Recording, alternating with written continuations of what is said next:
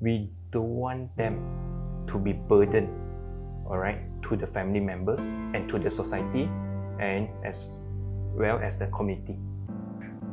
To be very honest, I think the term special needs, right? All right, the term special needs is the term that we created. We, the normal, ordinary people, created to differentiate a person, whether it's a special or non-special, right? As I told you, for me, on the controversial part, for me, it should not, right? We should not create or diversify them or group them into special or non-special. But okay, in medical terms, okay, if you were to answer in medical terms, yes, we have to categorize them. Why? Because the special needs children, they need more assistance, right?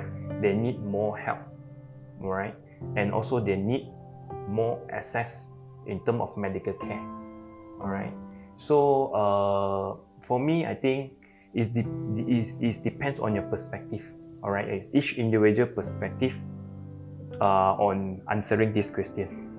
So if these special needs children, right, they do not being treated as early as age like 3 or as early as we say below 7 years old, right?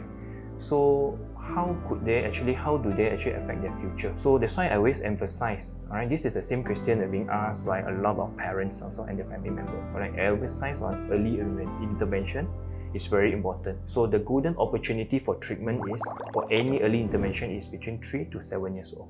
Alright, so why we need this early intervention, why we need to emphasize on early intervention is because we don't want them to be burdened, alright, to the family members and to the society and as well as the community.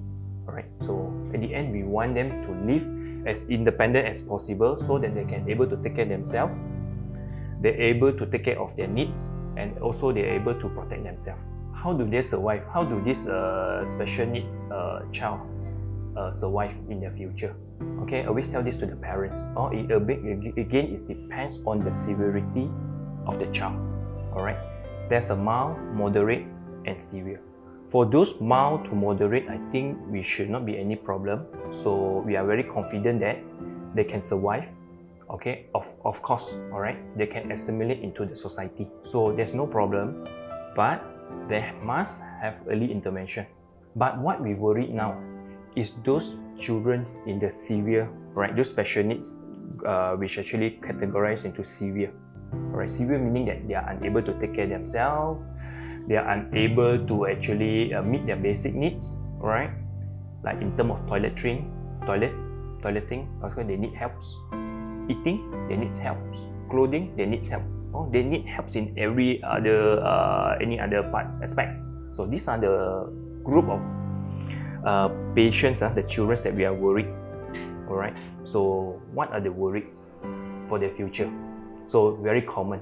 So usually the parents will tell you this, Doctor, I'm so worried that if one of the day when we are not around, both husband or myself not around, how is my kids going to survive? Alright, we are so worried that they are being bullied, they are being rejected, and worse, they are worried that they are being abused. So I always get this kind of question, worries from the parents about they're worried about their future. You see, the difference between special needs child and normal child. To be very honest, there's no difference. Right? So whenever people ask me this question, right, I always tell them there's no difference. Doctor, why you say so? There's no difference. Yes, I say no difference.